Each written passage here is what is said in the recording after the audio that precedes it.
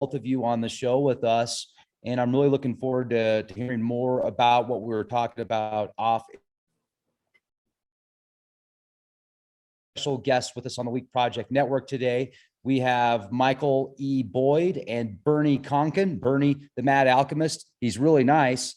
But so I've watched a bit of your stuff, Mr. Boyd. I'd really like to know more about you personally. You're an engineer. You're a physicist. Can you tell us a little bit about your background? And thank you for speaking with us today here at Leak Project. Sure.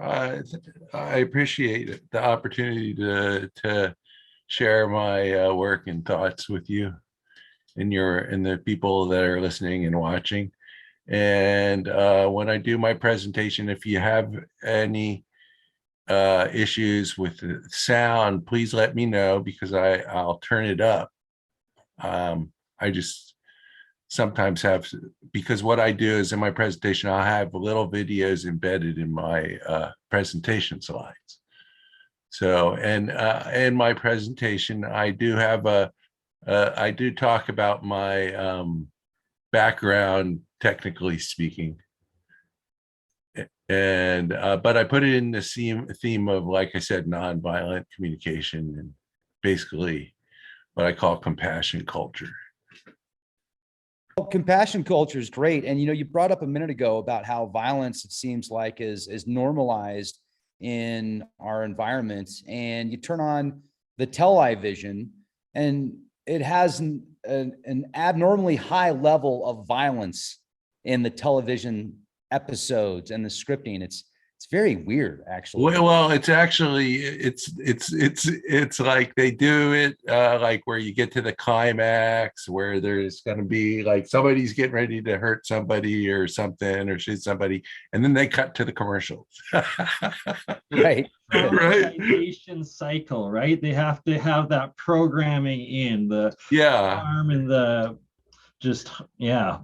So I mean, basically, kids. If you take two toddlers that are from different families, different so-called race, whatever, and you put them together, they share. They're naturally giving to each other. You have to learn to enjoy violence, okay? And that's how they teach you to enjoy it, is using that type of technique, essentially. But sorry, can I give a good example of that? For instance, just biology, like a cat, your pet cat, and a family, and or a dog, and playing with the animal, like the cat will take its claws in and intentionally never harm another species, another person within that group, right? Mm-hmm. For instance. Yeah, I know. Okay. Well, being compassionate is, I think, a natural state. Being violent is, and aggressive is something, like I said, that you're programmed to do and enjoy. But in any case, if I could, I have a presentation that I'd like to share, if that's okay. That'd be wonderful. Absolutely. So can I go on share screen here? Is that okay? Sure can. Absolutely. I clicked the button.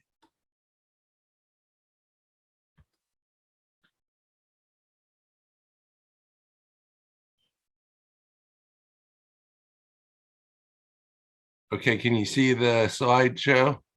Yes. Okay.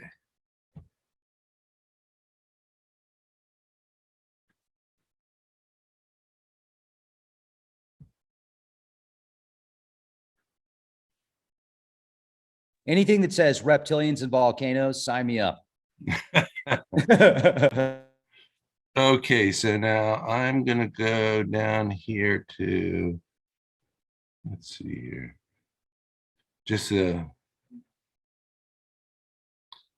turning off the video. Can you guys see this little video thing displayed up in the right upper side on your display?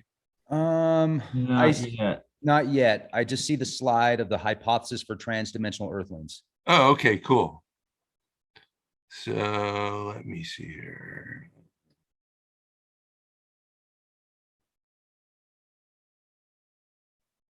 hold on. Sorry, Rex, just a little backstory. Have you ever seen the Jim Wills video where they're down in South America and his son's like giving an interview about like they found some church ruin or cathedral or something, and there was like they went in and they were exposing the underground tunnels, and then there was a painting of this like reptilian thing coming out of the cave, and it was like, if next time you talk to him, please bring up that video, because I just get the chills every time I see it or think of it.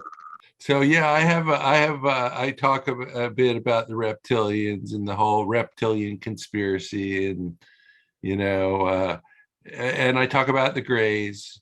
So, but from what I call the perspective of domination culture. Okay. Okay, so let me see. So now I have this slide here about Leslie Kean, and it's so I want to talk about UFO stigma. Essentially, she was asked about, she's like a journalist, a pretty famous journalist, and she gave her perspective on UFO issues, what surprised her most, and she's talking about stigma. He said, especially in the early years of my reporting, I was most surprised by the lack of curiosity among scientists and policymakers about UFOs. I was also surprised by how entrenched and powerful the stigma was in the media and in the culture in general. It mystified me why just about everyone was not impacted by the potential implications of the evidence for this phenomena. It didn't take long for me to realize that most people in a position to make a difference were uninformed and understandably had other priorities. Still, given how fascinated I was with this, and given what it might mean if even one UFO was extraterrestrial, I found this apathy and disinterest hard to understand. So now, hold on, okay. I want to talk about what this stigma, domination culture, and intergenerational trauma. And I want to focus on, for example, the middle one, surviving slavery and racial violence in the American South. And then it shows Ashanti's great-great-grandparents' trauma passed on through the generation, and it goes abandonment, domestic violation, low self-esteem, CPTSD.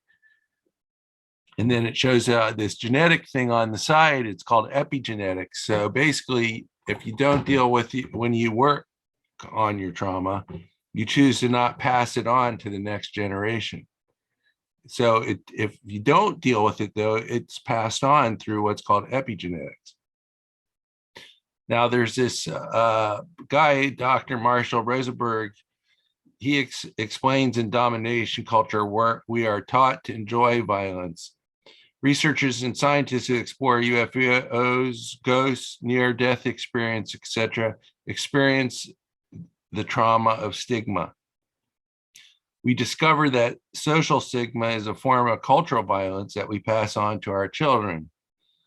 We worry more about being correct instead of knowing the truth. The truth is violence is part of our culture, and trauma is intergenerational. Trauma is passed on through epigenetics. We have giraffe schools. I use the word giraffe, you see, as a symbol for nonviolence. You'll see today. Can you hear that okay? We're going to study as a Turn language. it up just a little bit, Mike. And so I use giraffe language for that because giraffes have better? the largest heart of any land animal. Yeah.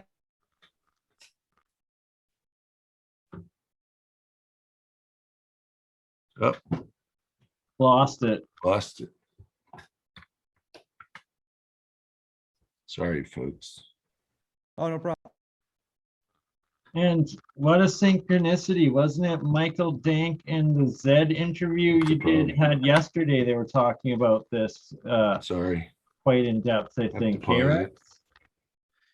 Yeah, very simple. I mean, this is. Can this you is guys say fantastic. something, please? Testing 1, 2, testing 1, 2, Yeah, I lost my.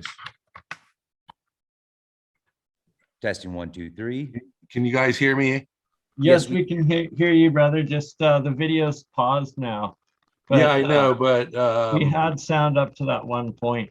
yeah, the problem is I have an external speaker that because I can't really control the.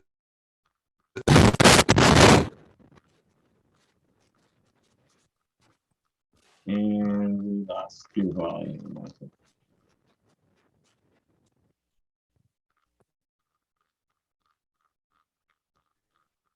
Can't Yeah, hear Mike. you. Can't hear you at all, Mike.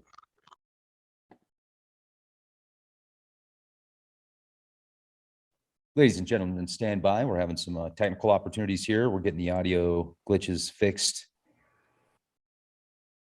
Michael Boyd has a presentation that he's sharing with us, and we're just getting the audio worked out.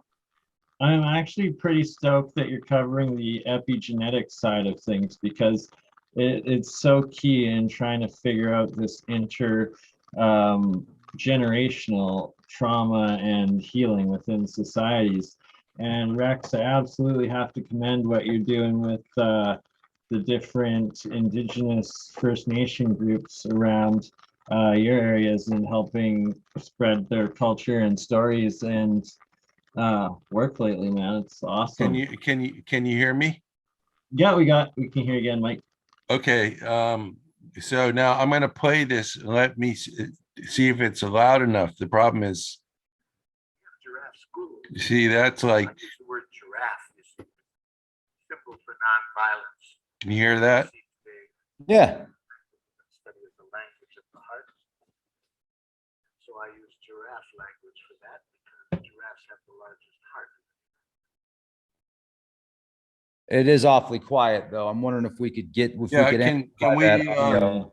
try going back to the microphone here? That I call jackal language. I mean the Language that cuts. And makes it very easy to be violent. Very easy to be violent. how's that? In that book I mentioned, It's better. That's better. Yeah. one of the things you have to educate people is Absolutely. violence enjoyable. Jackal language. Yeah, as I I'm gonna mentioned, start is it a over, language sorry. of moralistic judgments. Oh, it's okay. No problem. Yeah, I'll edit all that part out so it'll be seamless and Take the two at 1303, sir. 1303 is your take two start. Okay, so here we go. We have giraffe schools. I use the word giraffe, you see, as a symbol for nonviolence. We'll see today that the language we're going to study is a language of the heart. And so I use giraffe language for that because giraffes have the largest heart of any land animal. So for these political reasons and theological reasons, we started to develop a language that I call jackal language. It's a language that cuts us off from life and makes it very easy to be violent. Very easy to be violent. In fact, in that book I mentioned, Wink says that domination cultures, one of the things you have to educate people is to make violence enjoyable. Jackal language, as I've mentioned, is a language of moralistic judgments. You think in terms of who's right, who's wrong, who's good, who's bad. And when you mention change, yes, we want change at times. So how do you get change in the jackal system? Watch a parent try to bring about change in the child. This is a parent teaching a young child say one of the most important words in jackal. Say you're sorry. I'm sorry. You're not really sorry. I can see it. You're not really sorry. I'm sorry. Okay, I forgive you. Can you imagine a game like that? Can you imagine a parent responding to a child that way?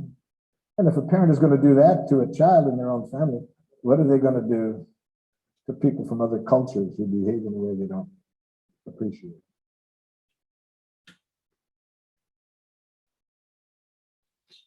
So now I'm talking about this next slide, I'm showing some of my background stuff, but part of domination culture is you learn that basically it's built on a system of reward and punishment. And I'm an archaeologist, and as archaeologists, you study what's called anthropology. Archaeology is part of anthropology. And there's a lot of it has to do with this culture of domination, where my theory is that it started about 10,000 years ago when we had what was called the Cultural Revolution, where before that, when we were hunter-gatherers, we depended on each other individually for survival, and that created a more egalitarian society. When we developed agriculture, we developed haves and have-nots. And that created a system where, basically, if you were, basically dominant, you could collect material wealth. And so as a result, this social stigma of normalizing violence basically took over. At least that's my hypothesis.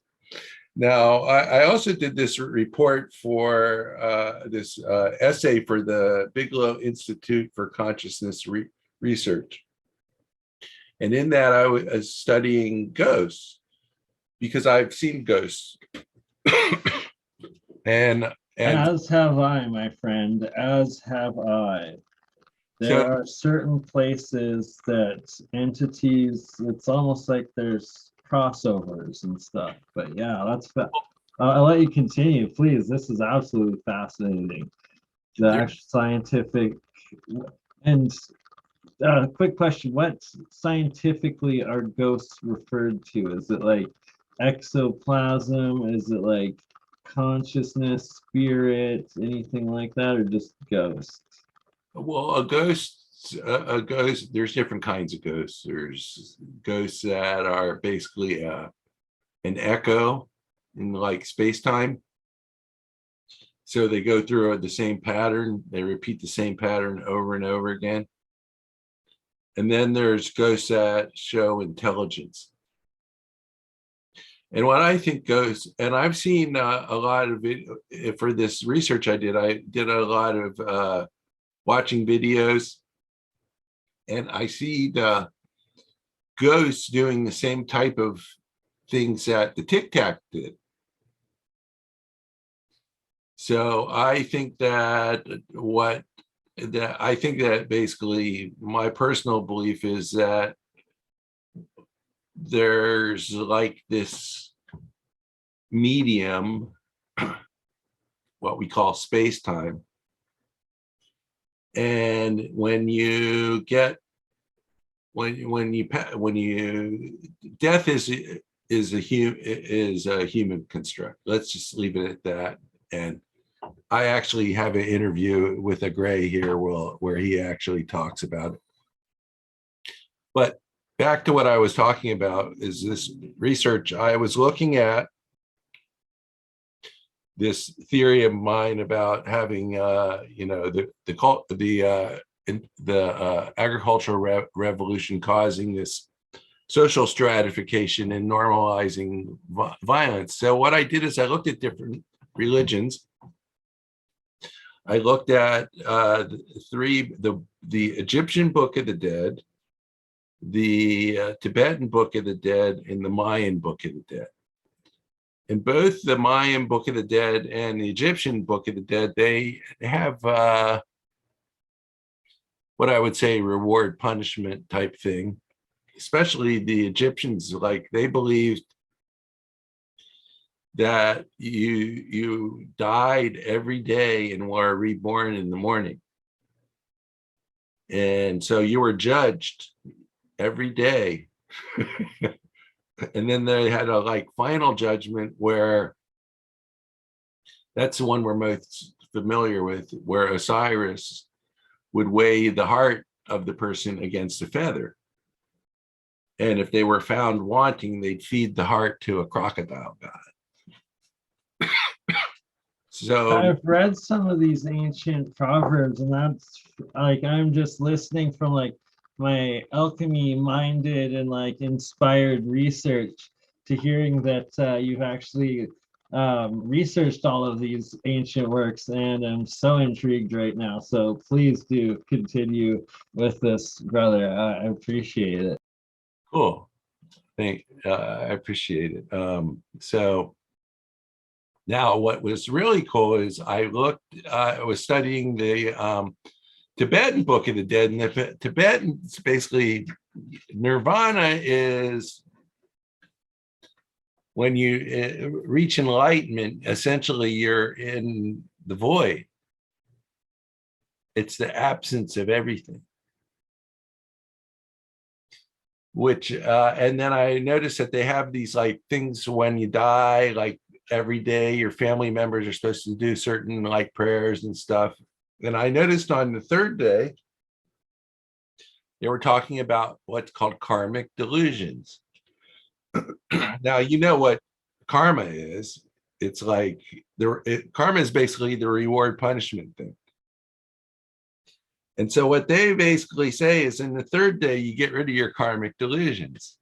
And they talk about like, well, you know, if you're a Christian, you get rid of those Christian things. And so essentially,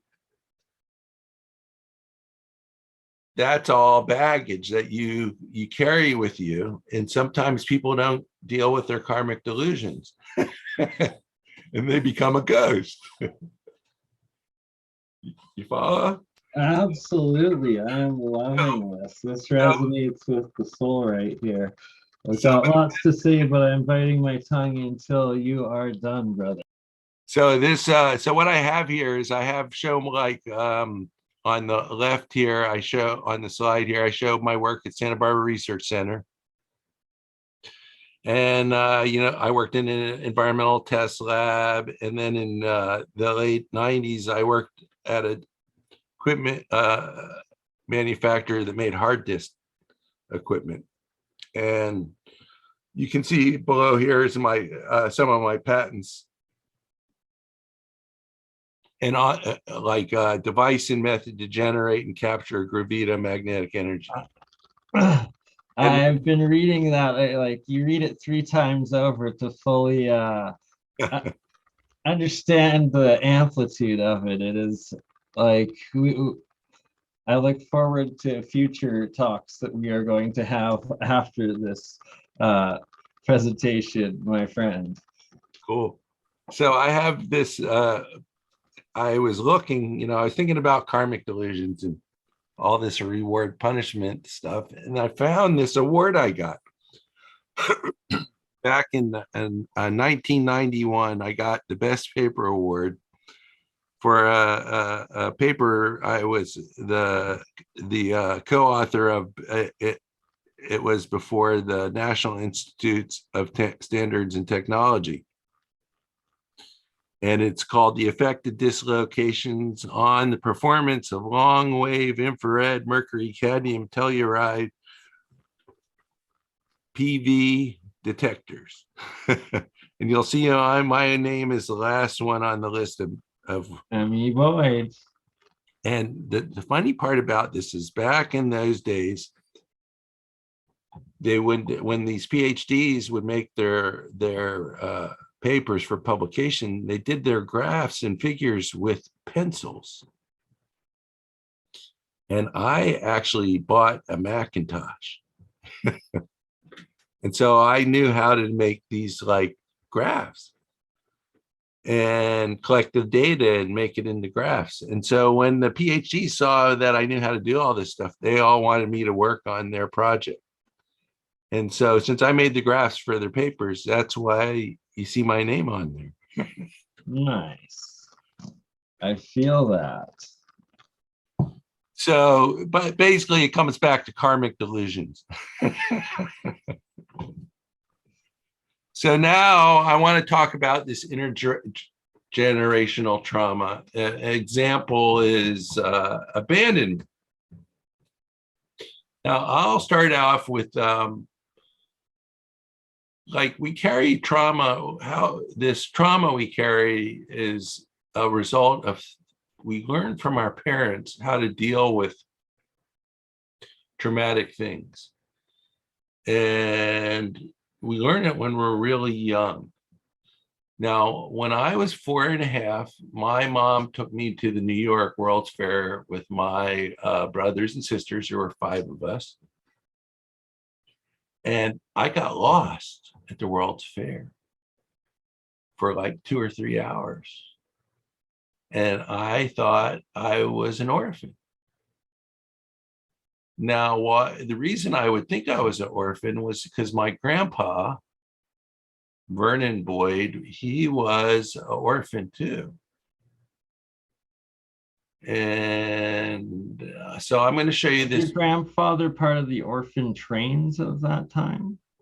I don't think so. I think he was probably offspring of a fair. Understood. So, but that's just my speculation. I don't know. So my grandpa was, he went to the North Pole 48 times and the South Pole 3 times with Admiral Byrd.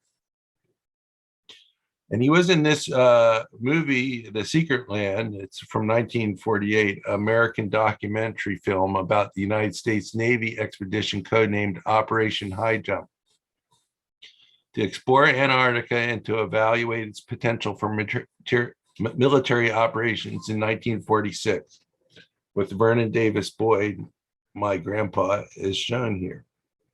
That is amazing. The Admiral and the party ride weasels 12 miles south to visit his earliest camp, for the radio towers.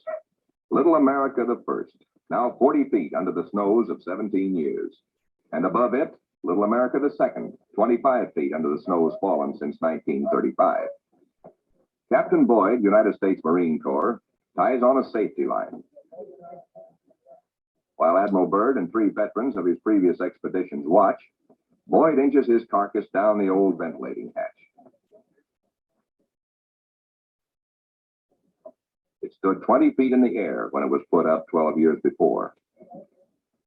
He pokes a stick up as a marker for the main hatch. Now all hands, the Admiral included, will have a chance to go look-see. Below, the old-timers find a lantern that lights at once, and all manner of other gear. For here in Antarctica, there is no decay, no rust, no dust, not even germs. Fruits, vegetables, meats, all good after 17 years. Small wonder Byrd preaches that one day Antarctica may be the world's storehouse, to keep the 7-year surplus for the 7 lean years. Byrd, bringing with him the old corn cob he'd forgotten in 1930, comes up last. He meets heavy going, but he makes it the hard way and seems to like it.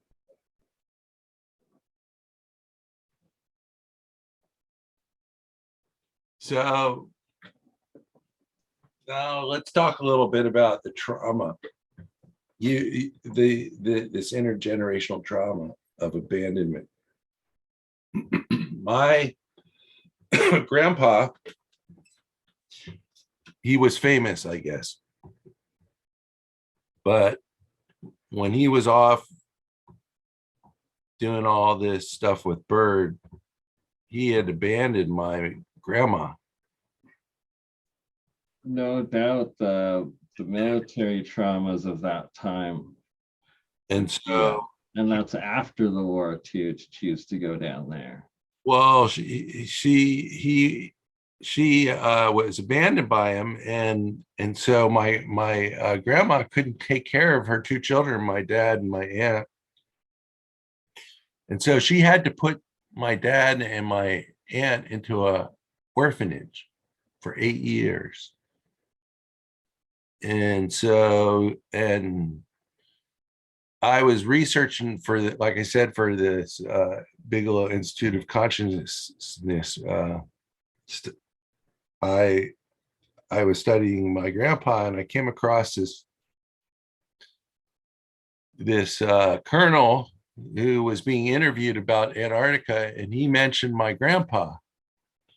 And he said his name was V.D. Boyd, which he thought was interesting. And he said that he was the only officer he ever knew that owned a whorehouse in South America. So after we had our the pandemic hit, me and my family started talking a lot on Zoom, because Zoom like connected a lot of people. Very nice. And so I asked my aunt, who's still alive, about this what this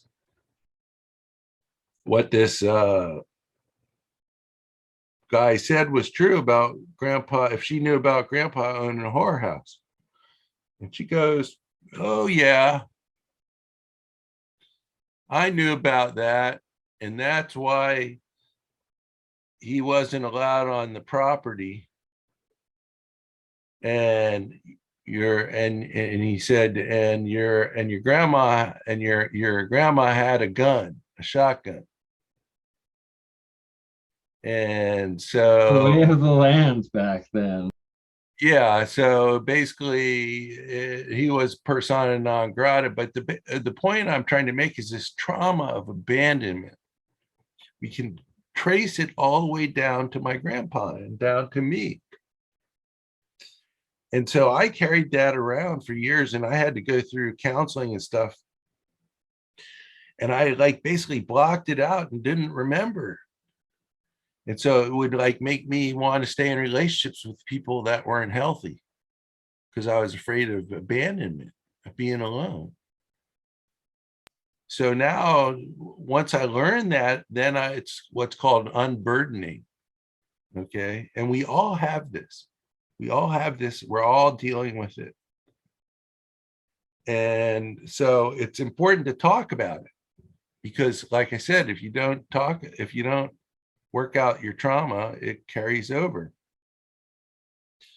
So now this, earlier we had Marshall Rosenberg, and basically what nonviolent communication is, or compassion culture, is four basic things: observation, feeling, needs, and requests. And that's when you're talking about yourself, and when you're trying to be empathetic to other people, like when you're trying. I'm reading this. I like that. I like this a lot. And then so basically we're all the same. We all have the same feelings and the same needs. And when we make mistakes, we can use the process of nonviolent communication, mourning, and self-forgiveness to show us where we can grow instead of getting caught up in moralistic self-judgment. All moralistic judgment, whether positive or negative, are tragic expressions of an unmet need. So that's what it's about: compassion. It's not about being better or getting an award, or it's like people talk about, what's your IQ? It's a total construct. It's just something made up. Exactly. It's being able to drop the ego and see from a higher consciousness perspective of how things affect other people and what they'd think of the situation, how they feel, or how you'd feel in that situation, and then finding middle ground, so and not acting an emotional trigger. Yeah, it's finding truth together.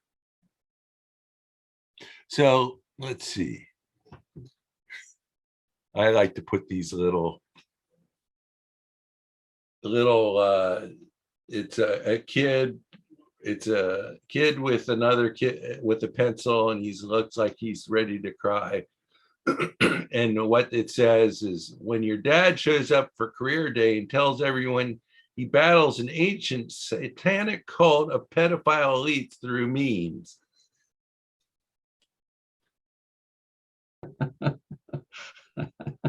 So now, can you guys see this? Okay, this is our Yes, sir. this is our Absolutely. UFO narrative from the context of dominance culture. On the left, we have a cartoon of the virgin, of what we call the virgin gray. And on the right, we have the reptilian, or what we call the Chad draconian. So let's start with the virgin gray. Worked with humans while still abducting them. Their relationships with humans broke down when President Jimmy Carter ordered to destroy their secret bases after constant abduction. Mixes the DNA of different species, brings the Ameri mutt meme to its ultimate potential. Has to use mind control because it can't not even beat up human women and human children. Does not invade Earth as the Chad draconians are in the way. Also, humans can nuke their spaceship. Completely genderless, has to rely on artificial wombs and other organisms, DNA, in order to reproduce and survive. We can help them with that. Allows humanity to become more technologically advanced, even though they view humans as test subject species and food. Parasites, as they can't reproduce by themselves. Waste products are secreted through the skin. Has no original culture and a way of life, a robotics and soulless species. Uses humans as test subjects because they are insecure about their DNA.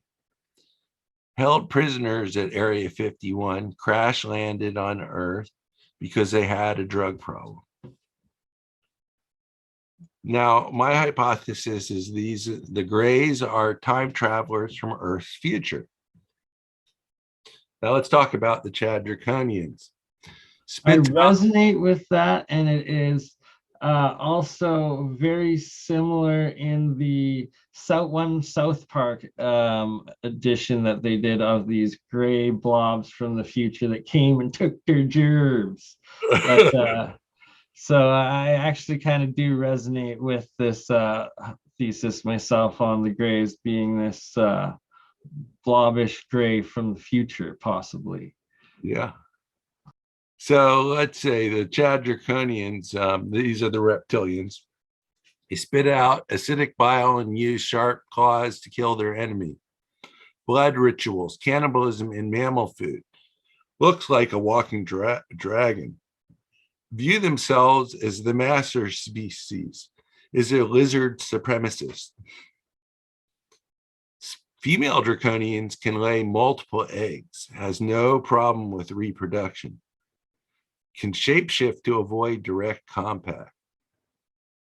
Behind pretty much every conspiracy theory, likely responsible for Judaism, the destruction of the Roman Empire, the New World Order, etc. More technologically advanced than the virgin grays. Never needs to invade most of the time, as they are experts at deception and disguise. Use humans as slaves. Interbreeds with humans, not because of experiments, but to help their reptilian agenda. Wants to take over Earth because they see it as their spiritual home because of the dinosaurs. Do not want to destroy Earth, unlike the virgin grays and some humans. These are my hypothesis, the time travelers from Earth's past. Now, this is a little experiment on feelings I'm doing, and I'm going to introduce this gray.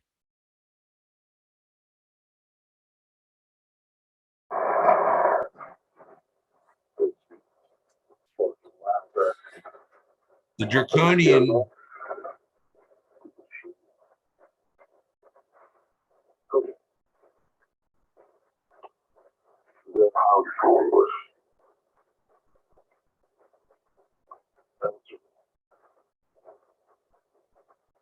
answer.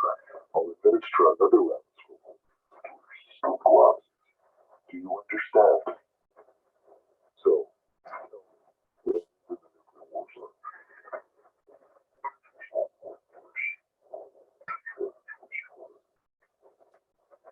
well, no. Yes.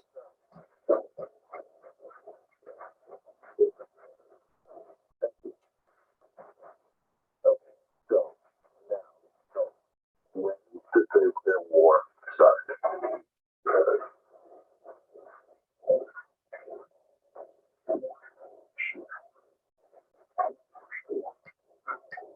He got a deal pretty now thing. That's the truth. So what did you think of my ending? I liked it. I like that. So now, did you feel it was funny when you saw the end part? Oh man, the memes and like how you went through that is pretty epic, my friend. I really did enjoy that. I just had myself muted so it wouldn't, like, the laughing wouldn't take the screen away from you while you're telling the story with it, because it was amazing, my friend. Amazing. I want to give an opinion on it real quick. Let me say something about it real quick, because when I watched it, I've seen bits and pieces of that video before, and I've questioned whether or not, I'm like, okay, it's probably just it's a film. It's not real. But It's pretty old, right? Like, but if it is real, for a while. 1964 purportedly is when it was recorded at Area 51 by the military, and the guy doing the interview was the Draconian. So basically, the Draconians are in control of the world governments. if it's legit. In Canada, your prime minister is a reptilian. So I just thought, okay, so check it out. I thought to myself, if they're really doing this kind of stuff, that's fucked up. Pardon my language. But of course they're going to do that kind of stuff. If they captured an extraterrestrial human being, they think that he's going to be able to give them information. Of course they're going to do that. But it's wicked, man. I thought it was cruel. Oh yeah, it is. It is totally cruel. It's Right, like, and it seems like some pretty genuine like reactions when like that flash and stuff go off on it, like the animals, like talking about scopolamine. yeah, like, is a drug. it'd be interesting to see, like, if we can do a internet wayback machine search or something of when that clip first appeared on the internet, and then it's like, if it's like at the very beginning of the internet, it pretty much proves that it's like from before the internet, essentially. Well, I did a request to under the Freedom of Information Act to the military, and they denied they had any information. And I heard the name of some guy who supposedly created it, and I emailed him, never heard anything back. So I as far as I can tell, it's authentic. Okay, and so the burden of proof is on someone to show me it's not, because obviously the government's not going to tell me about it if it's from back in 1964. They haven't even. I think it came out like right around the time of the fall of the Soviet Union, right? So it could have been a leaked copy that made it to the internet from there, or something like that. All I know is Edward Snowden authenticated it. Really? Yeah, Edward Snowden authenticated that video. So interesting. So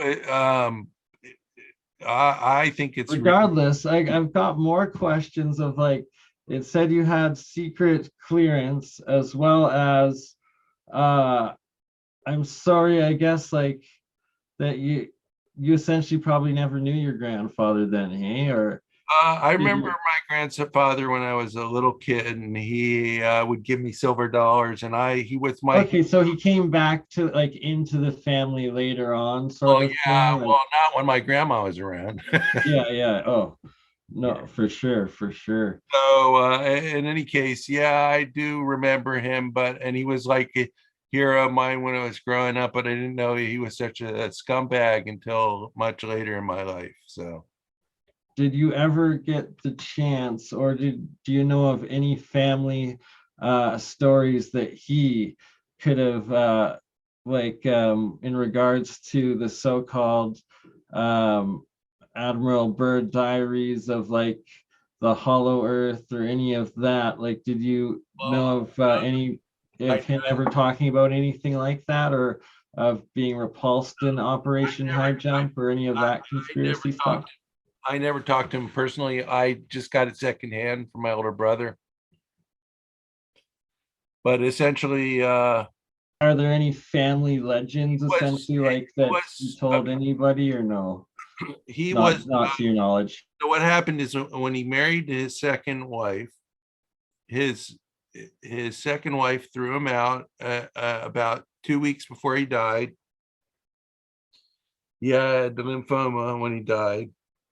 And so he was trying to get into the house that he built in Steamboat, Nevada. And eventually he went to Oakland, California, and his friends he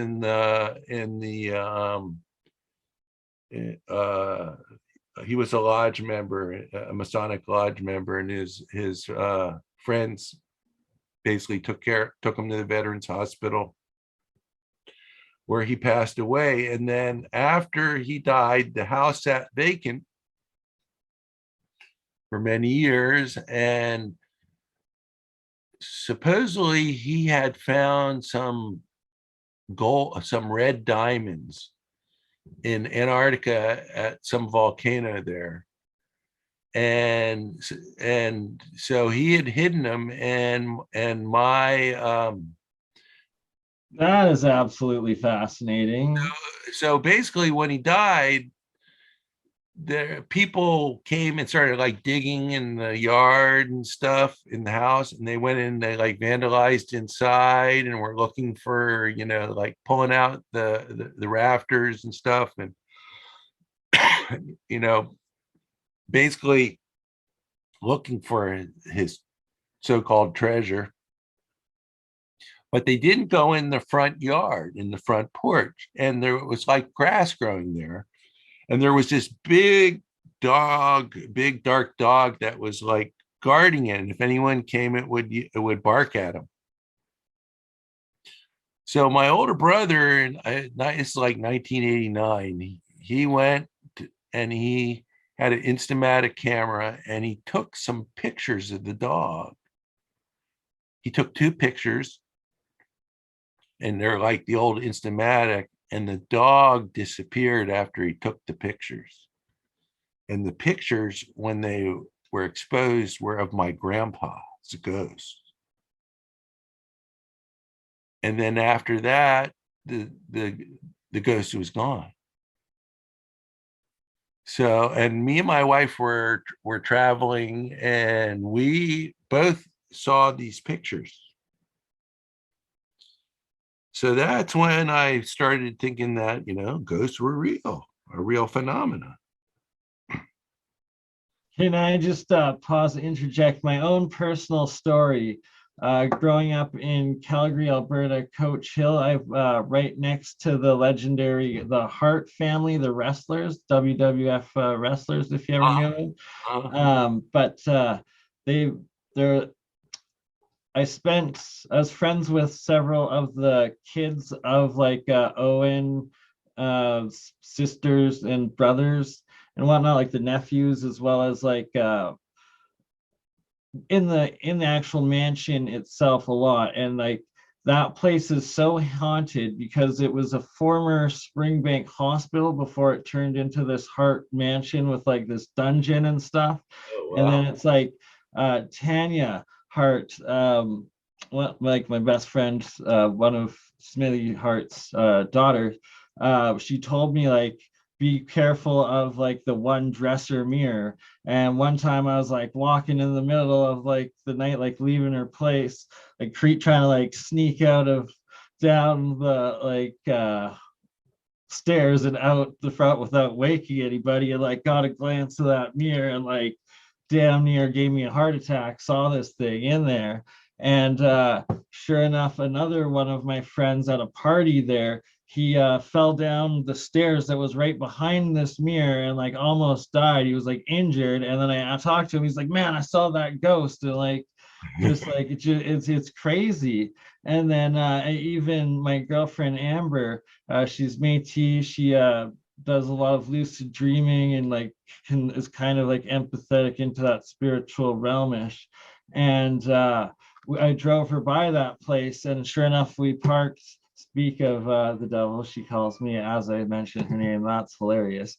But I drive her by, and sure enough, like the place has been abandoned. It's the middle of winter. There's like no tracks up to this place. Like the snow isn't broken, and it's like all of a sudden the TV turns on and like the upper room. And it's like, oh, okay. And yeah, we drove away and have not been Was it back just yet. was it just the TV screen like in Poltergeist? We were like parked like over a block away, like the property's so big, like sort of thing, like couldn't see what was on it, but just like turned on. Oh man. And like we swear we saw like a figure just like appear. And yeah, it's so that's my own personal story on that. We'll let you and Jim the Nightheart and Smith Hart, if either of you ever see this, I love you all. Same with Tanya Hart. They are great, absolutely great people. Brett Owen, rest in peace, as well as the other. So well, the thing is, what I learned is that in my research is that the feelings that you feel in your heart, that's what carries over to the other side. It's the feelings that you feel in your head. That's the stuff, that's the karmic delusions, as I call them. So, and that's basically, and I don't want to give away all the whole thing, but basically, you'll see in the next few slides where I'm going with this, with the compassion culture. Sorry, please do continue, Mike. I'm going to shut the hell up and call the lovely Amber back because she is probably on her break at work telling me when I need to get her. So we are listening, and thank you.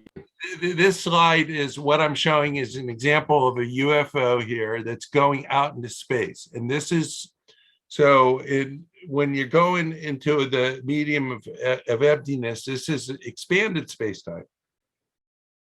In expanded space-time, time goes faster and your length gets longer. So as you go away from the matter, that's what's happening. And so here's an example of this. And so my hypothesis is this is the gray is a time traveler from the future.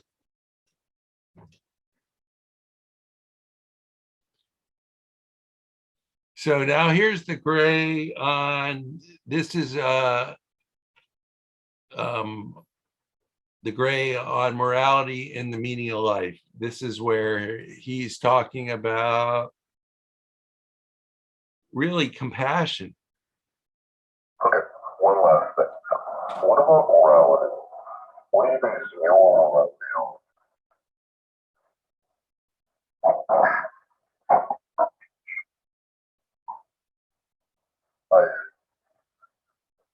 Okay, illuminate us. What happens when we die?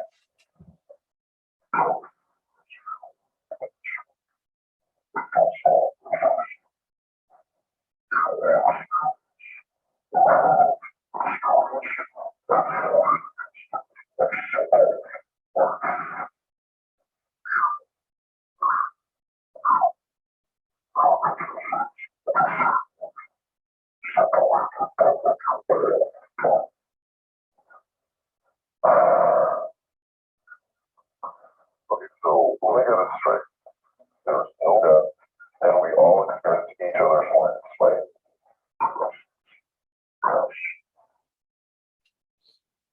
So let's think about that for a minute. If we're all the same life, then, and death is a human construct, I forgot about this and how truly deep the answer is, right? It's like, and the video quality that we're seeing like does not give this justice. Like there's way better original out there, I believe, than what Zoom is presenting for us, just for reference, because it's like, it's some power regardless of, like, it's just so powerful. It feels real, you know, like. Well, I assume it's real, like I said. But the thing is, if we're all the same life, then that would suggest that when we're asleep, we're connected. When we're dreaming, we're connected. It's only when we're awake that we're judging, you know, we're basically experiencing ourselves subjectively. So if we're all the same life, compassion comes easy, if you think about it. It's just natural, and it doesn't just carry its interspecies too. I mean, if you have a pet, Exactly, like half the time my dog eats better than I do, right? Like it's as good as I do half the meal each time. naturally you're giving, you want to give, and it's something you learned as a little kid. Like I said, it's only through education that we learn to be violent. So now let's talk about the Chad Draconians and time travel to the past. Now I found these, there's this Jaime Maussan. He's a journalist from Mexico, and he's got all these videos that he's collected and covered over time of different phenomena, but he has several of the where the UAP is going into the volcano. This is the volcano in central Mexico.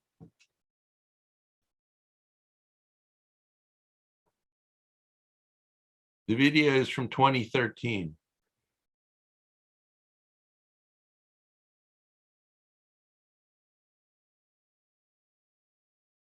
So the hypothesis is again that these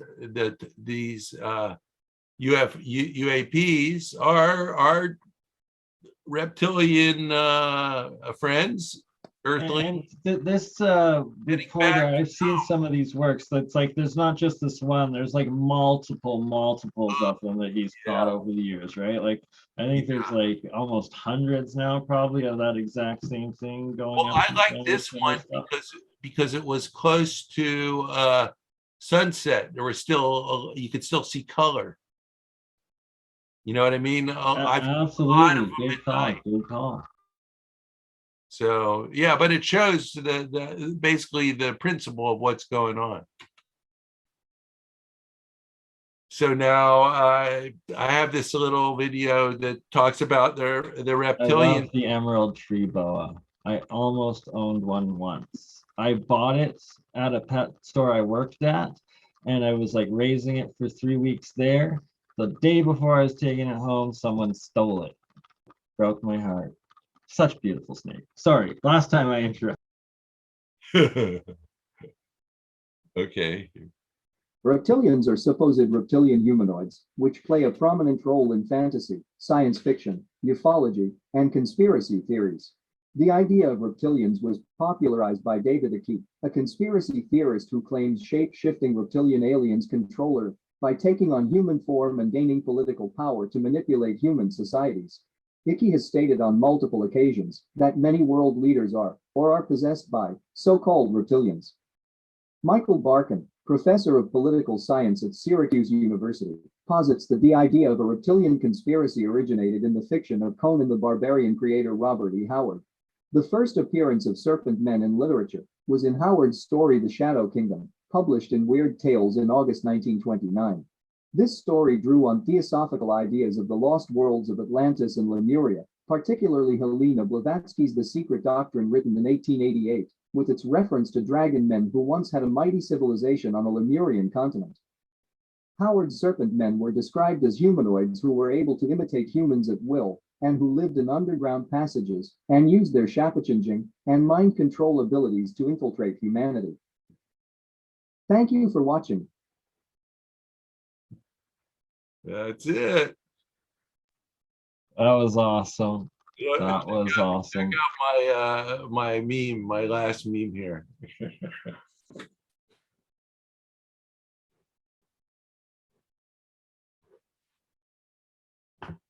It's bad.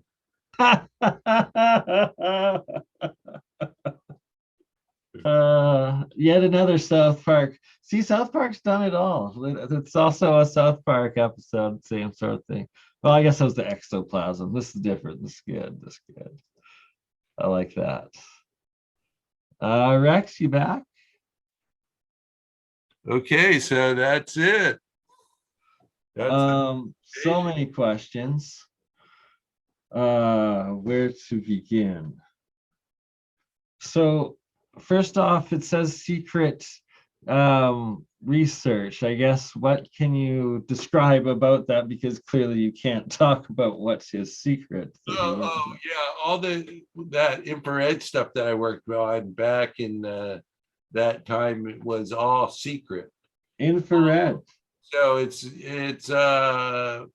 but you see, that's why I write papers and get them published, is because then it's not a secret. Right? Just open disclosure.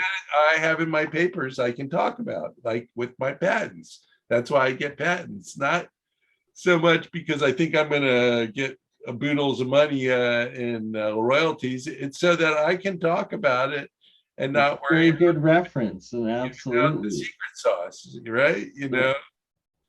So, and I'm not a PhD or anything. I just do this for fun. For sure, for sure. And just through career, right? It's like things fascinate that you want to understand. That's just the mind of a scientist. You look into things and you explore, you do it, you solve it, you engineer it. Well, and it's okay to not agree. I feel like failure is not an option. It's a learning experience. It's like you gotta fail to get it right. Yeah, exactly. Like you have to learn from experience. Like making toast in the morning, right? When you first toast, you always burn it, right? Yeah, you gotta have that certain thickness, or it's dark. Burnt. So I'm glad I was worried that it was going to take too long. So it looks like I got it for like an hour, huh? Yeah. Perfect hour. Oh my God, what was just the question I just had about that we were just talking about? Brain fart. Secret sauce. Infrared. Yeah, infrared. What are your thoughts about being able to see trans-dimensional entities in these different light waves, and specifically if you've heard of like the Cliff High claim, as well as others talk about that infrared, the military was seeing demon entities, and that's why they had to switch it to green to no longer be able to see that realm. And then also of CERN video images of certain like plasmas and entities coming out of these things. Do you have any opinions on those? Well, I think there's a lot of the what we call UAPs are natural. They're not artificial. Like the tic-tac, I think, was artificial. Yeah, right. Because I specifically asked Kevin Day when he was on APEC that day if he felt it was like a plasma orb, like ball lightning, or if it was like a constructed craft. And he specifically said he felt felt and or like knew that it was a entity of a craft and a technology operated by a consciousnness, as opposed to just being a plasma orb or bubble or a natural phenomenon of any sort. So I got this this other presentation. Let me see here.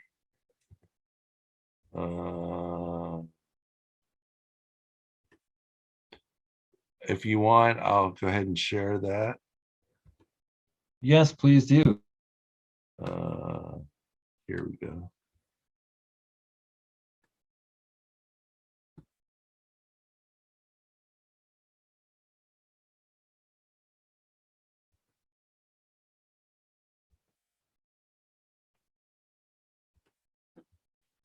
Okay, so here, can you see this? The tic-tac space-time metric engineering general relativity effects. Yeah, absolutely. Okay, so now what's going on here? We're looking at the tic-tac, and you see these like little bubble regions. Now this is artificial. Obviously it's creating something in space-time, and so like I break it down here with this where I make these little bubbles, and you see the lighter stuff on the right, that's where you're creating denser space-time, like where the UAP is heading into the volcano. That's the denser space-time. Above it, the dark region, the balloon above it, that's expanded space-time. That's the anti-gravitational field. And then Gotcha. over on the left here is these dark regions. That's expanded space-time too, and that's where our wormhole is opening. Okay, and then that, if you look at that, the dark torus over there's a torus in that balloon above the UAP, and it's spinning counterclockwise. And then if you look down on the right, the lower right, you'll see this yellow balloon feature here. That's where it's like interacting both the expanded and the expanded and the contracted space-time together. And there's a little spinning torus to the left of that. That dark region is also spinning, but it's spinning clockwise for some reason. Now I'm going to show the warp.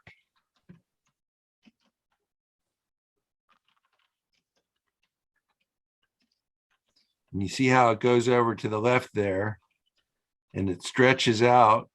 And that's because in expanded space-time, the length gets longer, but the time gets shorter. On the right side, the opposite is going on. And what's going on here is, if you imagine that the tic-tac is the arrow, and the region on the right is like a bow, in the bow and arrow. And when it lets go, blam, it takes off.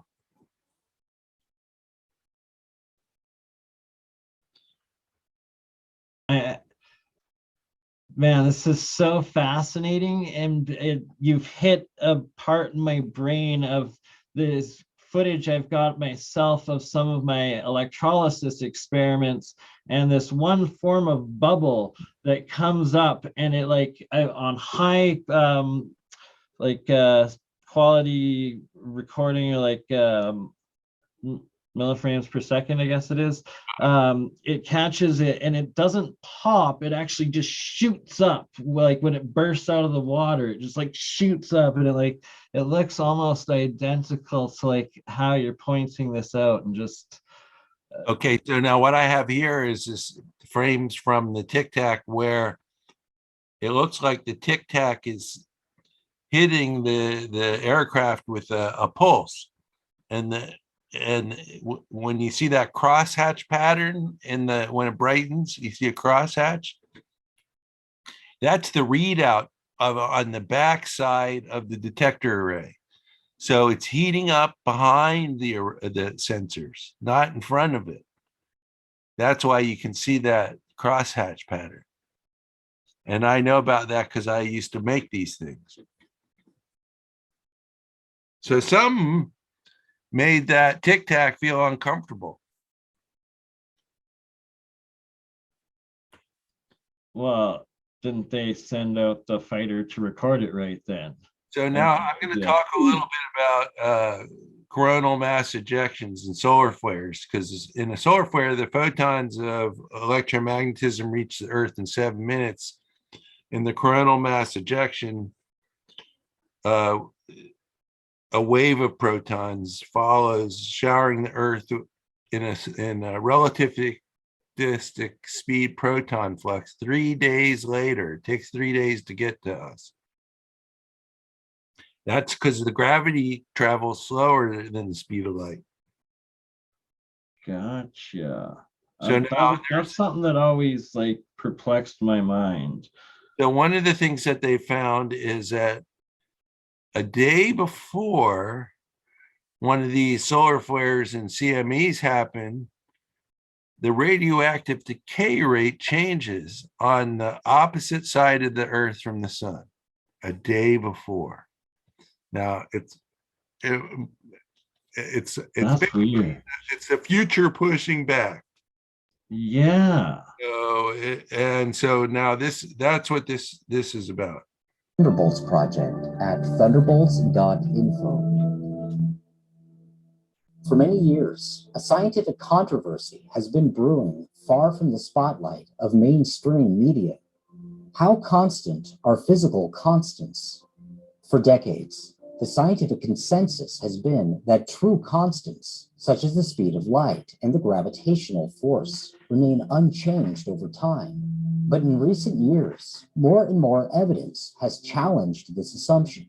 A telling example is now posed by observed changes in supposedly constant radioactive decay rates in relation to solar flares. In 1904, Ernest Rutherford wrote the book, literally, on radioactive decay. In this book, he states, in no uncertain terms, the constancy of the rates of radioactive decay. This allegation was initially shown to be consistent with experiment, and so was generally accepted. Not to be double-checked, and monthly cycles weren't enough. Nature had yet another surprise in store for a pair of Purdue researchers. While searching for new methods of random number generation via nuclear decay, Jenkins and Fishback recorded 3 drops in manganese 54 counts of about 0.1%, corresponding with the 3 December 2006 solar flares.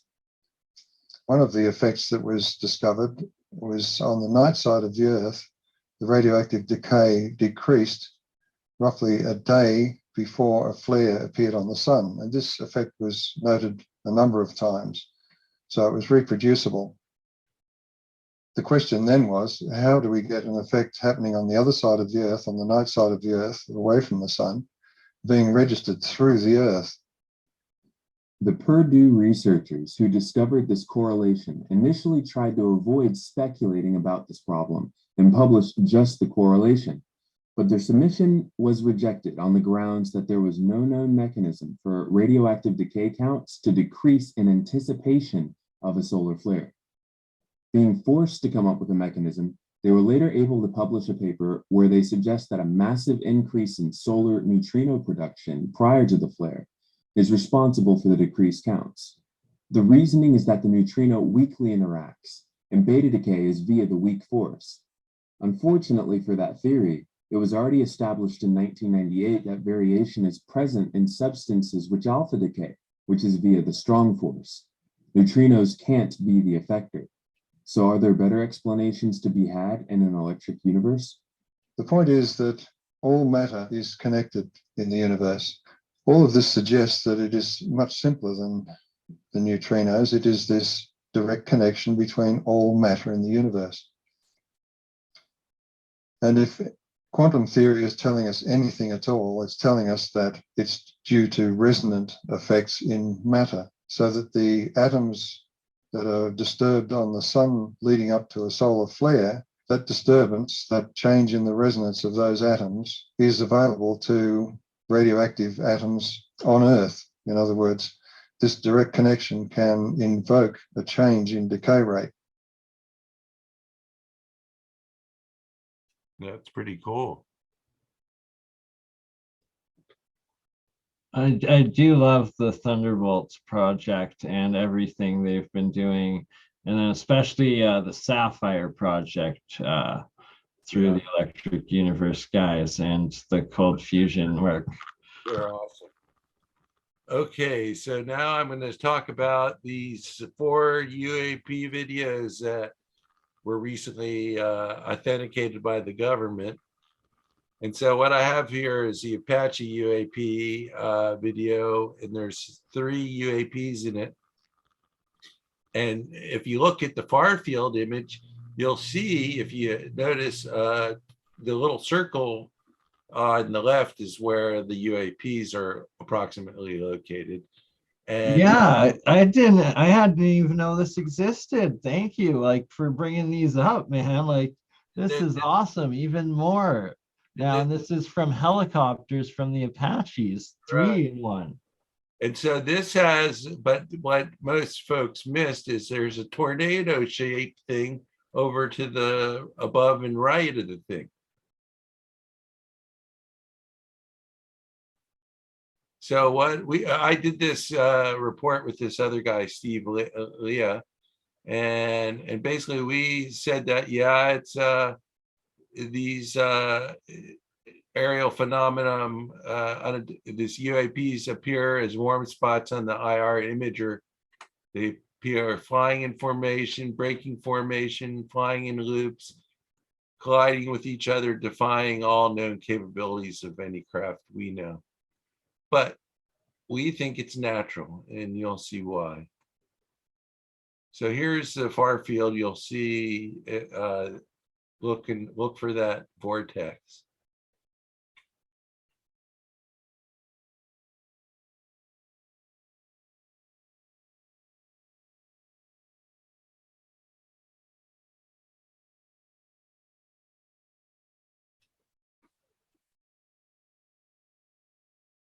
You see it there? Yeah, spinning. Whoa. That's pretty huge. That's a big anomaly.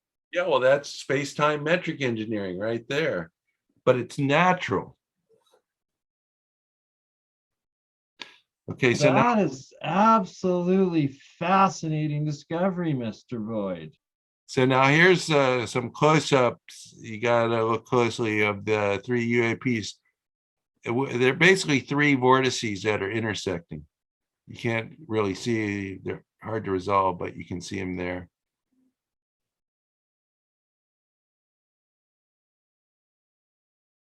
Yeah.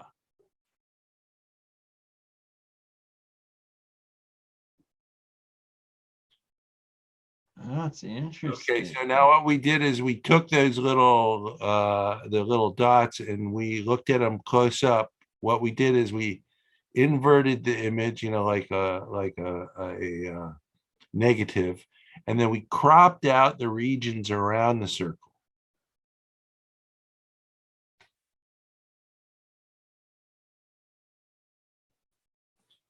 Now you can see the little vortices there. And yeah. Wow. I always knew spinning has something to do with this higher dimensional gravity flux. So now you see, we got it slowed down to one frame per second. And you can, if you look at the little circles there, you'll see they have like structure inside them. Yeah, they look like little ball bearings within each other, little tornado hurricane ball bearing things. Little vertice of the thing, you know, where the little tornado vertice is.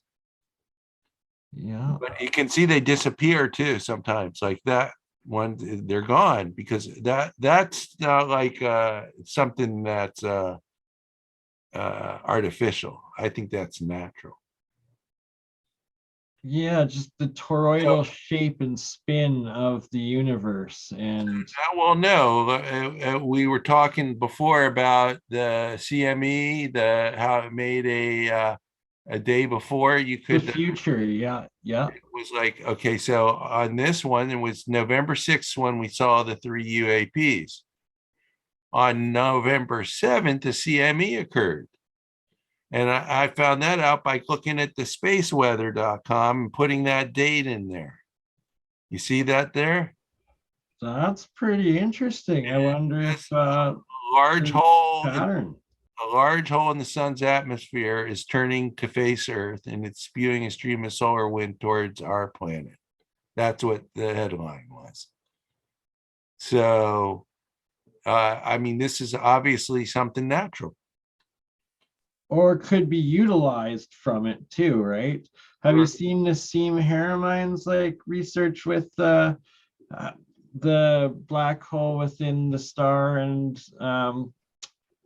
how it interacts with the Schwarzschild proton thesis, and basically that the sun has a black hole in the center of it that some UFOs come in and out of?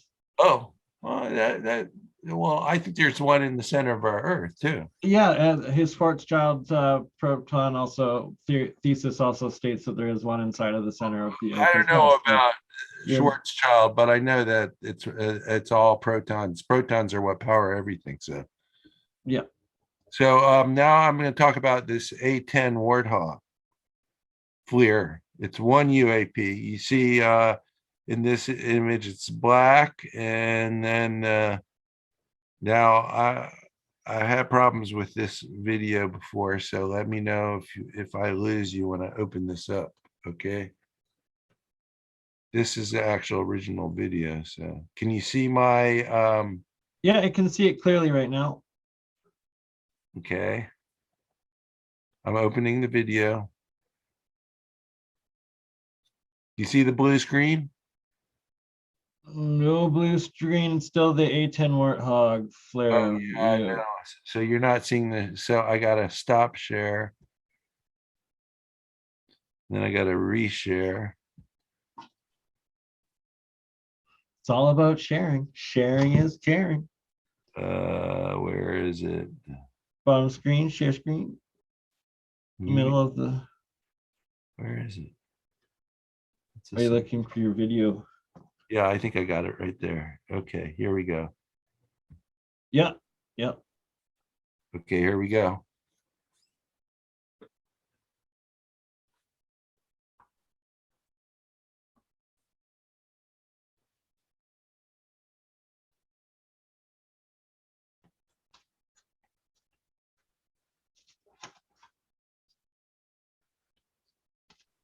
So there's the UAP.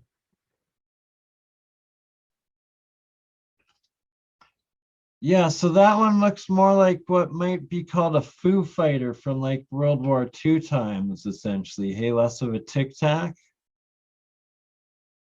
Yeah, well, it's again, this is a natural thing. You'll see. This is you can see it's poor quality. It's showing up on infrared though. Yeah. No, this isn't infrared. Is this infrared? Yeah, this is an infrared. So now it just went white hot from black hot. It's just they changed the image from white hot to white hot from black hot.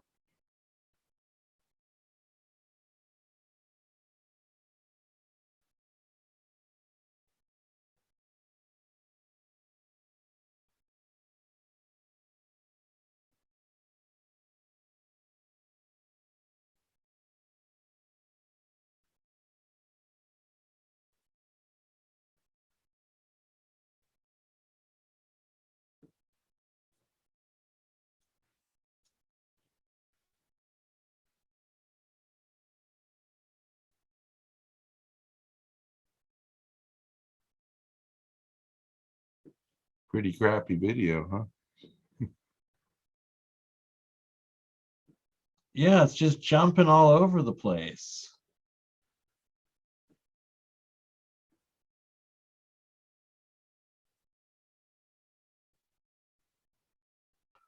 what sort of aircraft is this recorded from? Is it drone, Apache, or Warthog, or something else on this one? It's the A-10 Warthog. It is the A-10 Warthog.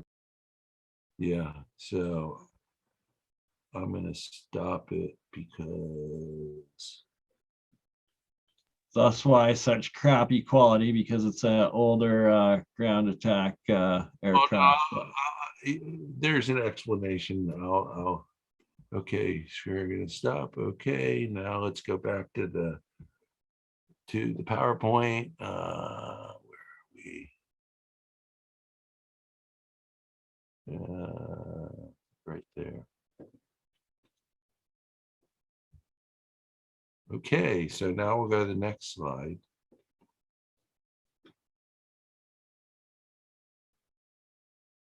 Okay.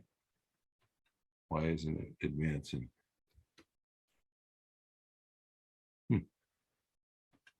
Oh, There we go. Okay. Yeah. So what we found is that the UAP is another spinning vortex moving in loops that cause the UAP to exhibit enormous acceleration. What we observed, we suggest, is a naturally occurring phenomenon, a magnetic plasma vortex that's formed when a crack opened up in the Earth's magnetic field associated with Mike, I'm sorry, I'm going to be watching on my phone, but I have to run outside because it is Canada Day right now and I hear the fireworks going off. So I just want to take a quick look. So I will be watching and keep going, and I'll be back in 2 minutes. Okie dokie. And happy Independence Day in 3 Well, days. hey, Byrd, can I make a suggestion? Yeah. Just pause for a couple minutes and then I can come back because I'd like to go get something to drink. Yeah, actually, Kay, I can make a note, and I'll play a little clip here for 5 minutes. Yeah, there you go. We'll have a smoke break and then come back. That would be wonderful because I was only planning on an hour, and luckily my wife's out hanging with one of her buddies. But perfect. Okay, we'll do a 5-minute break here, and then we'll do another half hour and finish. Yeah, and then it'll probably only be 15 minutes because we've already covered pretty much 2 of the videos, and there's 2 more to go. For sure, my friend. Duck and the Witch. And what's cool about these 2 UAPs is they're cold on the IR. Yeah, that's completely different. What the hell's going on there? So okay, I'll see you in 5, Byrd. Yeah, sounds good. So I am just loading a little video of my own from earlier this week. We're gonna play the Science of Sound. And we're going to be talking about frequencies tonight, and we have a music artist on the show with us, and basically energy and music, and well, that's where it all started, with music and modulating music into electricity to basically making it media that we have today. So frequency and music is a no-brainer, they go hand in hand.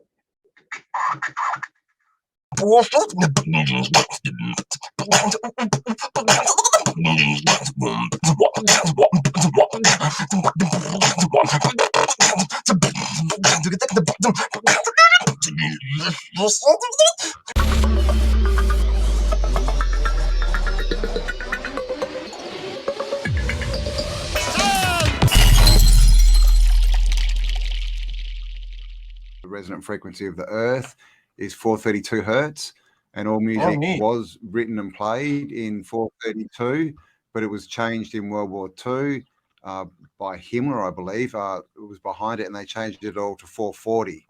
So it's not in tune. That's with, right. Yes. With us and with nature and the Earth and all that. It's out of tune now.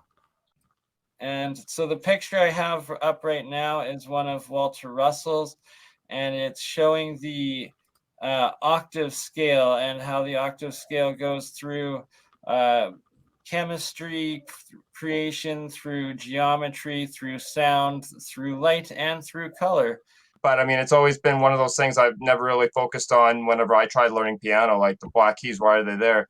When you play them, they just seem like off. They just make you feel a certain way instantaneously. It's like a lot of things. It just, that kind of connection, that kind of vibe or whatever it projects, that you get it immediately in that speed. With the black keys, it sounds like it's the ether more, you know, it's a background subconscious sound or frequency, you know, like to do with dreams and, you know, the other realms, which is interesting because when you listen to music today, you know, especially, you know, like the pop music, it's got a very heavy backbeat, right? We put you in a certain state where you're accepting with the backbeat, and then they sing all their lyrics into your mind, which is how they program you. Yeah, no, absolutely. Ooh, so that's like if you're resonating with the right harmony, you're getting like up in consciousness or in dreamland. If you're resonating with the dark hole, you're getting sucked back down to like the upside down. No, thank you, Stranger Things. If I'm doing certain sounds, sometimes like if I'm doing like breathing sounds or sounds with my throat, it depends. Like, but some of those frequencies do calm me down. And, you know, a lot of those frequencies can be used to trigger people to feel, you know, anxiety as well. And I think that happens a lot. And it's open to conspiracy and to interpretation on how people use those frequencies to really put people at a state of vulnerability. Because music's very powerful in that kind of way that can, you know, shape even the most strongest of minds. Yeah, it's subliminal. And also, yeah, it's the way I see it too is it's been used all throughout history. If you even goes to back to the biblical times, you know, when they crumbled the walls of Jericho, they used a certain tone and frequency as a weapon, right? And we're doing it again today. We're coming up with ultrasonic weapons.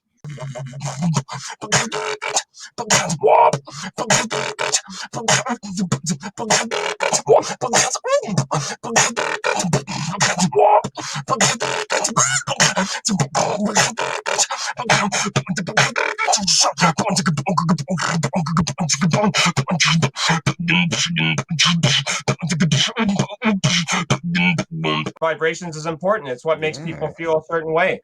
It's what makes people, you know, it could be used as a, you know, they have specific things that can alter your mood based upon frequency. So, I mean, it's good to understand different aspects of sound, the very thing that everybody seems to be comfortable with when they hear something called music.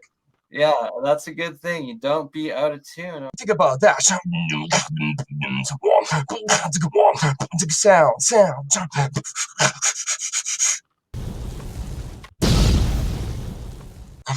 Like Pac-Man.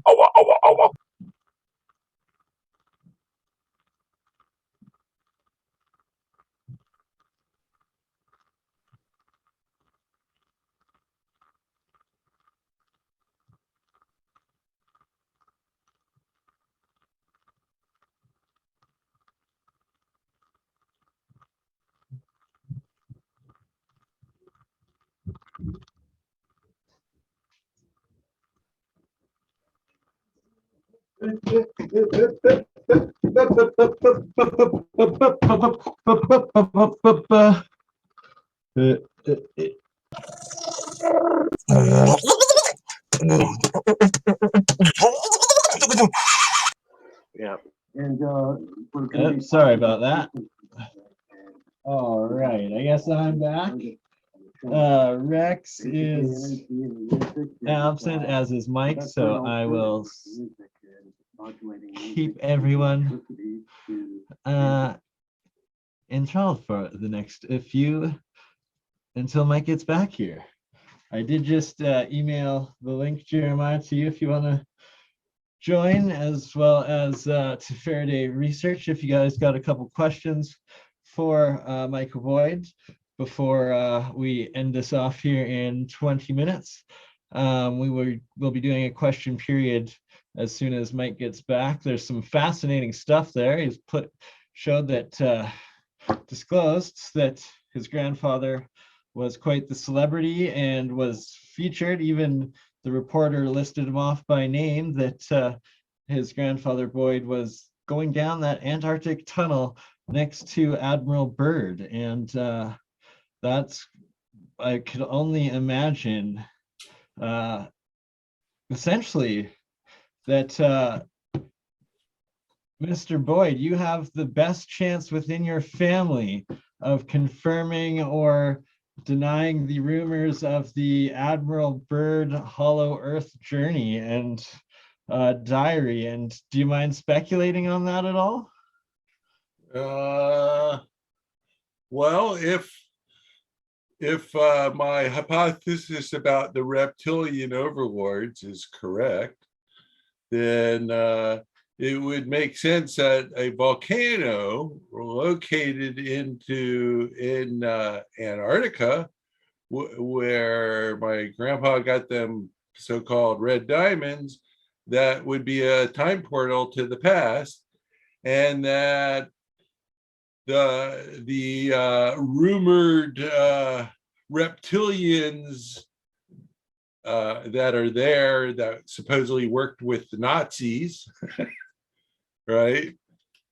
That certainly there could be a underground facility there. Whether the Earth is hollow or the moon is hollow, since it rings like a bell, I don't know. But in experimental physics, there are no outliers. That means you got to consider all the data, even the crazy stuff. Right? What's hilarious is literally I just started reading the question board. I asked for the live viewers the questions, and you covered, do you believe reptilians are real? So basically, yes, if they are, they'd be down there, you just said. Or what is running the world govs, and how advanced, oh, this one, is our own UFO tech? Well, I don't know. The thing is I don't think there's extraterrestrials. I think they're transdimensional. They're earthlings. They're all earthlings. And since IQ and race and gender, those are all constructs. Because it's like especially in the ancient cultures and societies, and if you read the Book of Tibet and Dead of Egypt and the Mayan stuff, and like their legends is like Thoth and these like half human, half Egyptian figures and stuff like that. They took the image of a bird. Angels have feathers, right?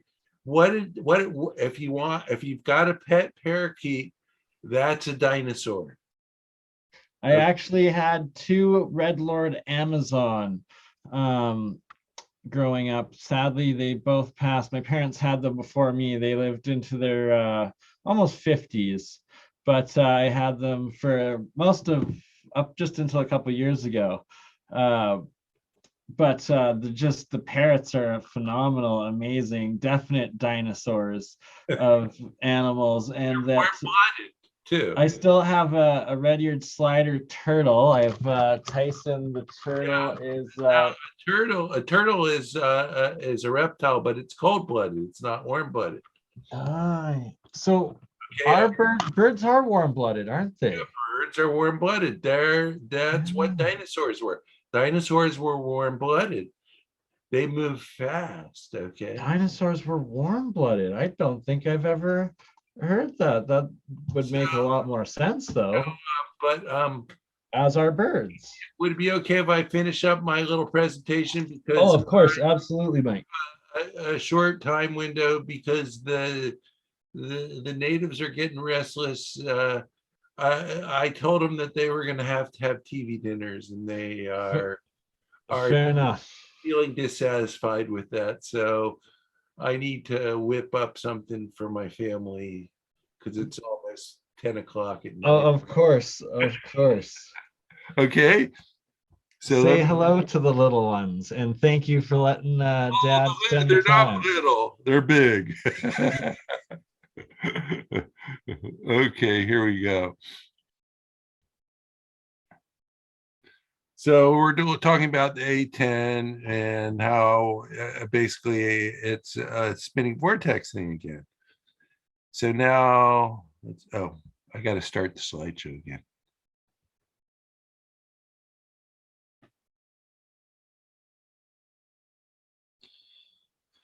So now you'll notice I have the white. When it's white hot, and you'll see this little WH there. And then the displays also show like the date here, April 14th, and they show the altitude, 4,961 feet. Here's where it's in the black hut mode. See the jet plumes coming out of the A10 and see the UAP. Okay, so now there's it's stability issue. So we had to adjust the stability and remove the displays so that you can see what's going on.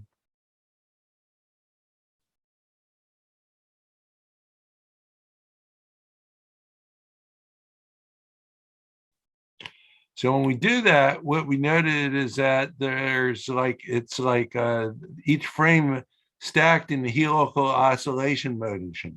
That, man, the work you're doing with the rendering is just next level, Mr. Boyd. Okay, and now here we have a far field observation, and you can see this, it's an atmospheric phenomena, a vortex, and a wave of atmospheric particle flux towards the Earth.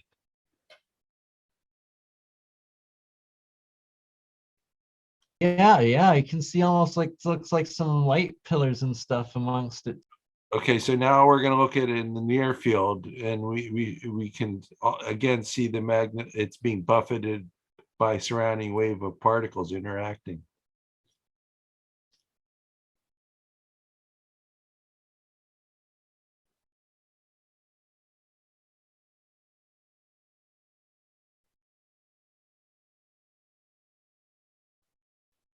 So now on April 15th, it was due to a crack opening up in the Earth's magnetic field.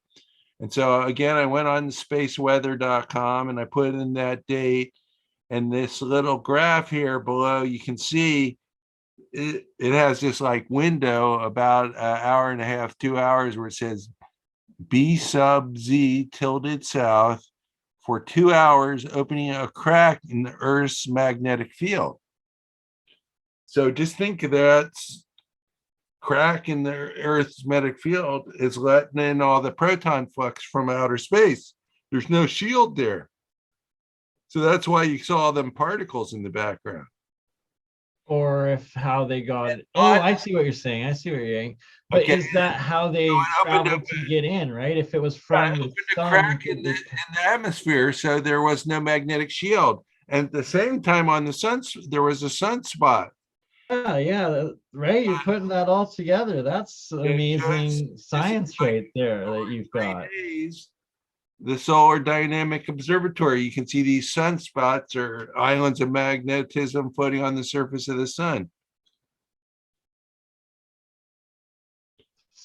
Okay, now we're going to whether or not it's necessarily a natural phenomenon, or it could also be an advanced technology or entity that is utilizing those forces of the masses and energies of the sun and planet too. Exactly. Certainly. So now we have La Bruja, or the witch. It's one UAP. We have it's black hot, you'll see, and you'll see the UAP is cold on the IR. It's white. So now we're gonna open up. Hopefully you'll be able to see the video. If not, we'll have to close and restart it. Yeah, I'll have to. Might have to do that again. Let's see here. This is a lot of work that you've put together, Mr. Boyd, in deciphering these videos and plotting them and keeping the government's disclosure meaningful to the public, and actually helping science with what the work that you're doing here, sir. Can you see the video? No, it's still the same slide for showing the IR image. Okay, let me, I have to, let's see here. Stop share at the top and then reshare at the bottom, I think. Yeah, I gotta, okay.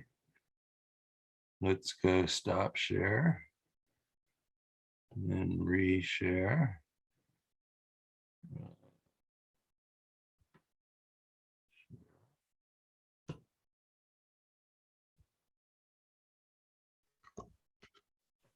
Can you see the blue screen?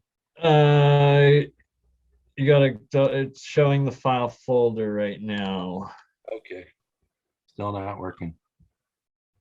It showed the file, like it's still showing the file folder, not the video itself. Yeah, I gotta unshare again and reshare. I got it. I'll get it. Exactly. This has been one epic stream and presentation, my friends. Okay, now can you see the screen? Yes, sir. We 100% got it. Okay, here we go. It's about a minute long.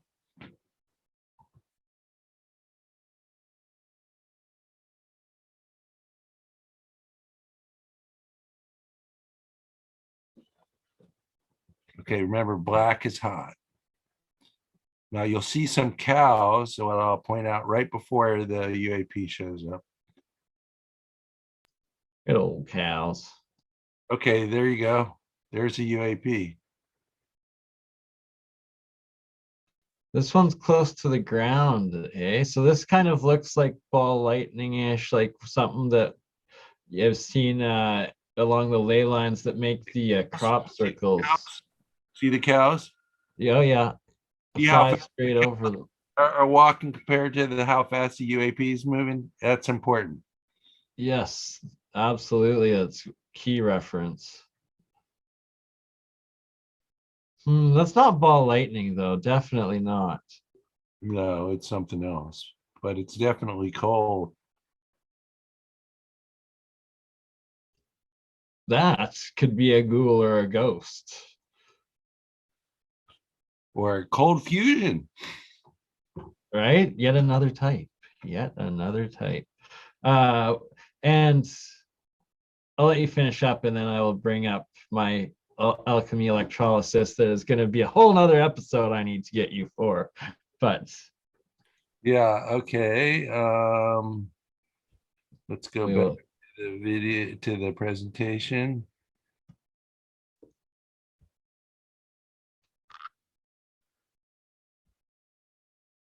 Okay, so now you've seen the video. Yes, sir. Okay, why isn't it?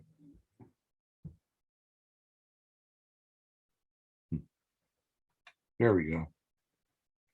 So obviously we have a UAP here.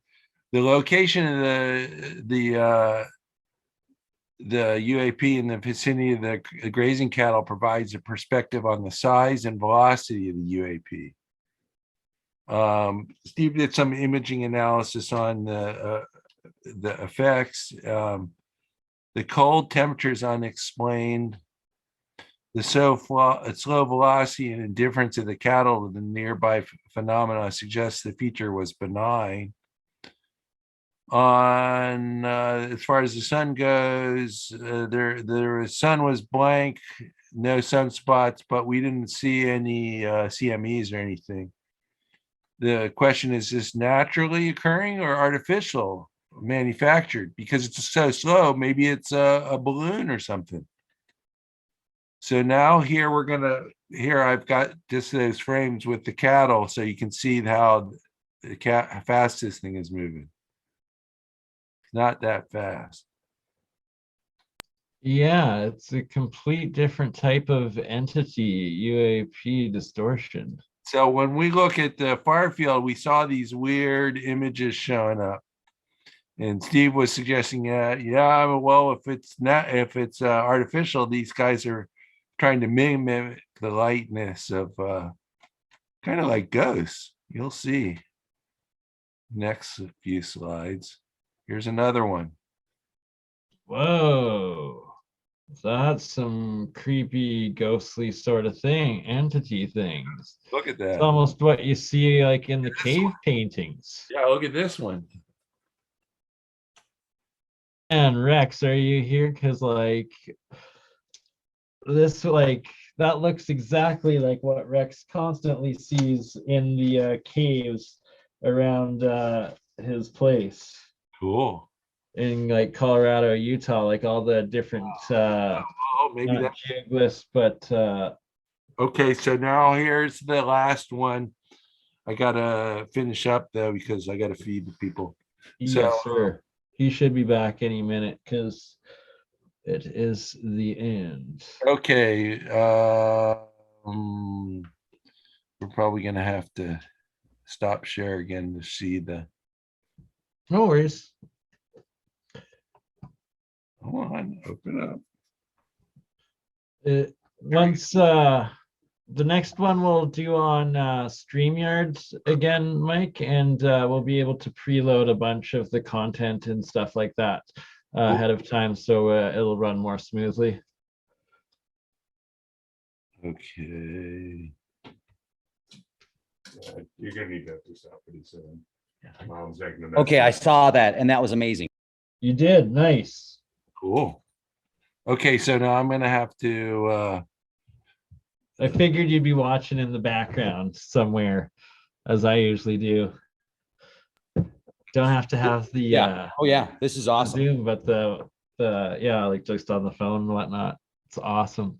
And Rex, in the future, I gotta do like an hour with you on Leak Pro or just on StreamYard to just show you how much like simpler and easier it is to tie in, so that it's like you can go live on like your Twitter, your Facebook, multiple YouTubes, and your website simultaneously, and then also have like a whole bunch of ability to preload some videos into it, as well as like pictures, slides and stuff, and it's just exponentially easier for recording and live streams.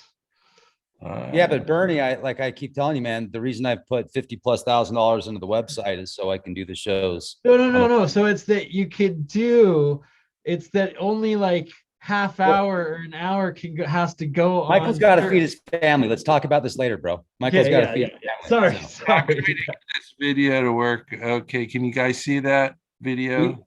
So I see the file, but not the actual video, the file of the video. Okay, hold on. Let's see, unshare, stop share, start share screen. Here we go.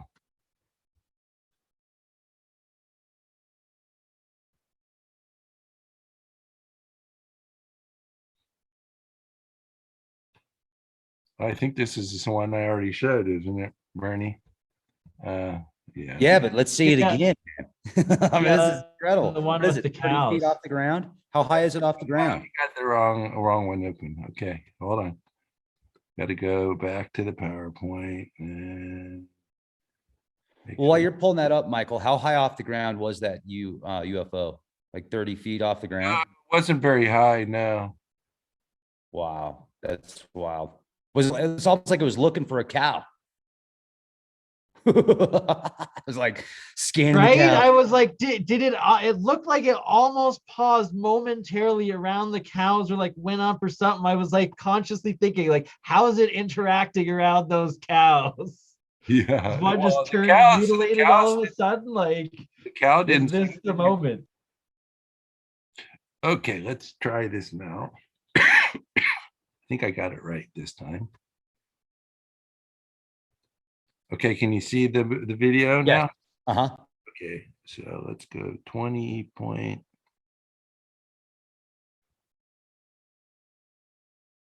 It's supposed to be 20. Why isn't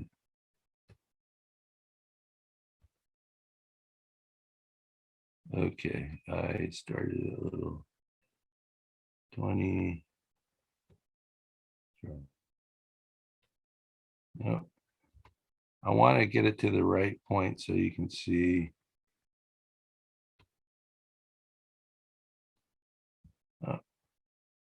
Yeah, there's this. Okay, here we go.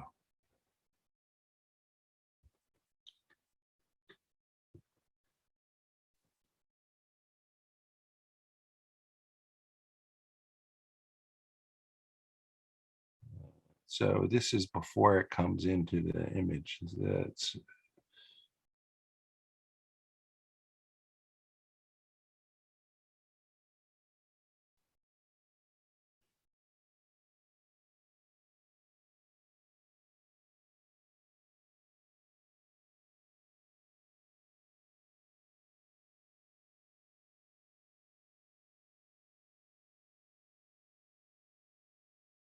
So is this one an Apache or a Warthog again that it's filming from? This is Rubber Duck we're watching.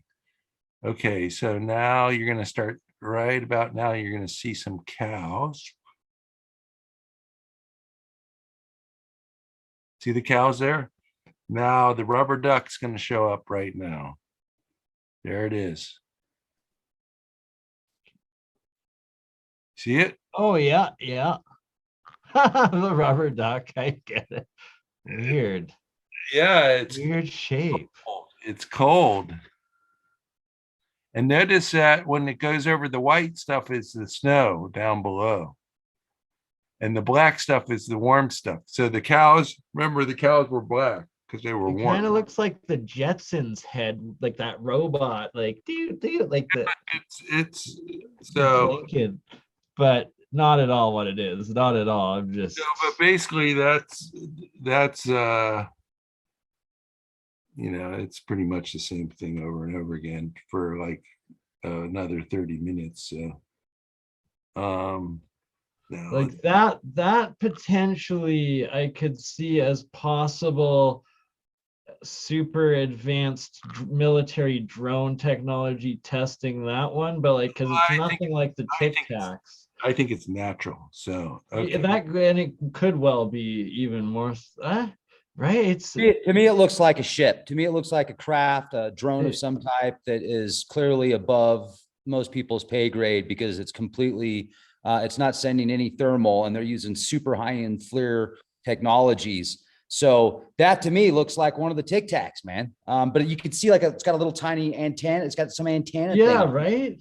So, and I guess these ones were recently cleared by the Pentagon as authentic and all filmed through Here military. we go. Here's some imaging where I basically you see the black cattle and they're warm, and then you see the rubber duck shows up, and you can see it says BH down in the left lower. It's that BH. I mean, it's black hot. So see the cow there. Yeah, the three. Here comes the rubber duck.